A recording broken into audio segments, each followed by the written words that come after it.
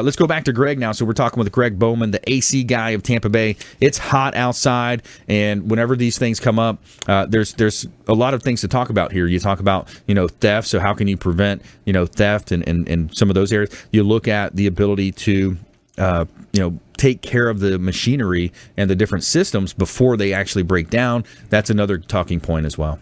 Definitely is, and especially when it gets hot, you want to make sure that you're prepared for that. It's definitely recommended that you get your system maintained on an annual basis, at a minimum of annual basis, just to make sure it's ready.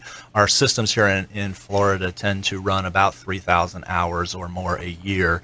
That's a lot of run time on a machine, and it really does need that tender care, that checkup on a regular basis, to protect that from letting you down, because when it's going to fail, it's going to go on the hottest day of the year. Yeah, definitely going to let you go when you don't want it to do that. So yeah, definitely. And then the warranty side, what can people expect when it comes to warranty? Does that vary from carrier to carrier? Well, there's two things you need to look at if you're dealing with purchasing a new air conditioner. You definitely need to look at the warranty of the brand. That's where brand is important. Different brands can provide different warranties. You definitely in our society today, systems don't last like they used to. When I started in this business, you could expect an air conditioner to last 20, 30 years. It was not uncommon to see that. Wow. Today, if you're lucky, you get 15. Average is probably more like 10 to 12. So to protect yourself, you really need to look at getting an extended labor warranty with your equipment today. So parts and labor are covered. Standard is just a part warranty. Labor is what costs today. So getting a labor warranty along with that. But then on top of that, the guarantees are not provided through a manufacturer of a brand. They're going to be provided by your contractor. Finding a good contractor that provides great guarantees is going to help you make sure you're getting a product that's going to last.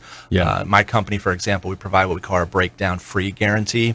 It's basically a guarantee that if your system breaks down, we're going to put you up in a hotel until it's fixed. Wow. We also have a buy it back guarantee where if you're not happy with your system, it's just like a return policy at Walmart. You buy a shirt at Walmart, you're not happy with it, you take it back. Our buy it back guarantee, if you're not happy with the air conditioner we put in, give it back to us, we'll give you your money back. Obviously, contractors that are going to provide those kind of guarantees are going to stand behind their work and are going to make sure that as a consumer you're getting what you deserve. Yeah, that's pretty strong. So you break down free guarantee that you're going to put them up in a hotel so they don't have to suffer through those heat infested nights. Correct. Yep. And then you got the buy it back guarantee. So you put the AC unit in for whatever reason they don't like it. Yep. We're taking it out and giving them back. It's our return policy basically. Wow.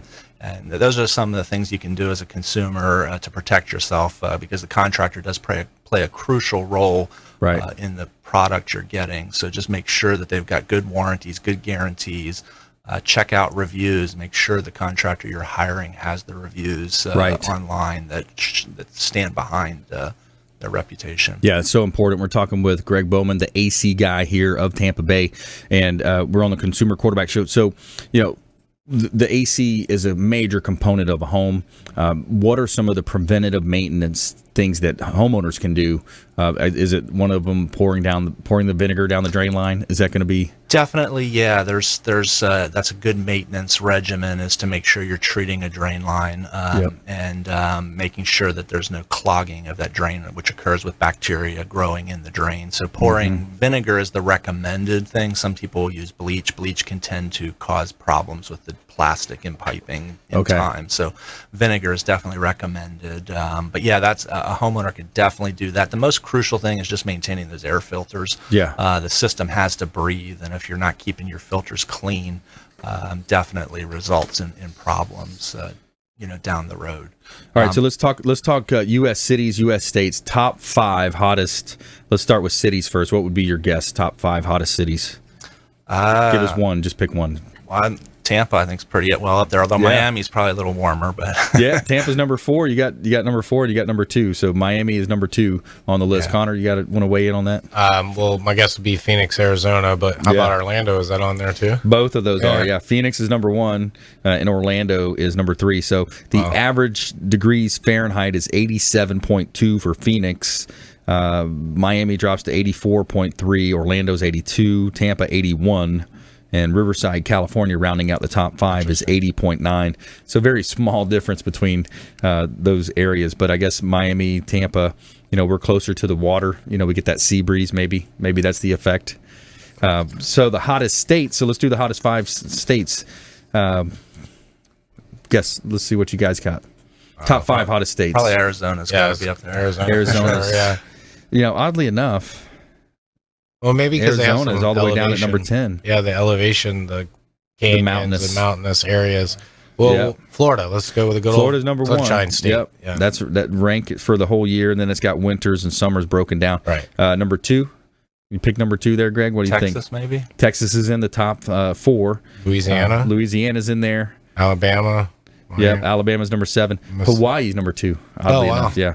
Hawaii's out there. So winter is in Florida, winter, and then summer in Texas. So they're looking at the different areas there. All right, world records. Let's talk about world record heats here then. So we've got some world records here. Yuma, Arizona, average high is 107. The record high is 124 degrees. Wow. In Yuma, Arizona. That would about kill bed bugs. So. That's so hot, man. That is just super. All right, Death Valley, California, average high is 120 degrees. Record high 134. It's a dry heat, at least. Yeah, dry heat. Yeah, I guess that's makes it a little bit better. Iran, there's Iran's 116. You got a record high in 129. That's AHVAZ, Iran. Ethiopia, Libya, Australia. They're all pretty close here. But wow, so planet Earth. Whether you like it or not, it seems like we are in a warming trend, And is it cyclical? Is it man-made? Is it from the oil industry? Who knows? That's all debatable from a political standpoint. But what we know is if you need help with your AC, we want you working with Greg Bowman, the AC guy of Tampa Bay. What other tips, tricks would you say for listeners out there when it comes to their ACs or just the purchasing process? It's just such a major component of the home, Yeah, it definitely is. I think that there's basically 4 things that a consumer should think about when it comes time to having to replace an air conditioner. And unfortunately, in the heat of the summer, that's something they have to do fast. Right. And most homeowners only ever do that once or twice in their life on average. It's not something that a homeowner does every year, is buying an air conditioner. So they usually are unprepared for doing it. And the biggest mistake they make is assuming that if they're buying a good brand, they're buying a good product. Right. And that doesn't translate that well. If you review the brands online, you'll find that most of them have pretty poor reviews. And the reason for that is that they're really reviewing a combination of the contractor and the product. So the 4 things I would suggest that a homeowner do is focus on that contractor, look at their reviews, make sure they've got solid reviews. There's going to be good, bad, and ugly out there. Right. Make sure the ugly's not on the contractor that you're interested in. Right. There might be some bad, everybody has things that go wrong, but look at how that contractor's handled it. Okay. Look for recommendations. Ask your friends and family, who they've dealt with, how have they experienced, working with somebody, and then also interview your contractor when it comes time to actually get the work done. Find out what kind of process they follow. There are some standards out there. The Air Conditioning Contractors of America has what they call their QI standard, which is a quality installation standard. It's not code required, but a good contractor is going to follow a procedure like that to make sure they're putting in something quality. So ask them, about that. Are they following that kind of a thing? And then the biggest thing is look at those guarantees. Look at that warranty. What are they standing behind and what they're putting in for? The guarantees. Got it. Okay, perfect. So brands, contractor focus, recommendations, the interview, and then find out what about the guarantees, what's included.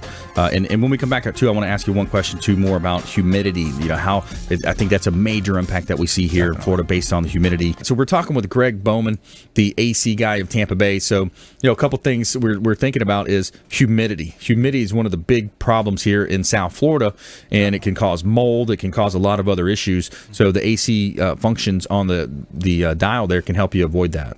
Most definitely, yeah. An air conditioner, essentially when they were invented, the byproduct was dehumidification. But today's air conditioners are very technologically advanced. We have air conditioners available today that can focus on humidity, so you can actually on your thermostat set a temperature setting, also a humidity setting. So if the temperature is comfortable but the humidity is high, it can actually dial down that humidity for you. So that's great. Yeah, definitely there's a lot of options and features available that we didn't necessarily have when our grandparents were dealing with air conditioning. Right. Something Connor and I were talking about during the break, humidity definitely interacts with, pest control issues too. A lot of people tend to, when they leave a house vacant or to save money, they'll turn that temperature up, and that can actually allow humidity to build up in the structure, which then, as Connor was mentioning, it can actually create some pest control issues. So those are all things to think about. When you're keeping your home cool and comfortable, you definitely want to also keep it dry, keep the humidity. Yeah.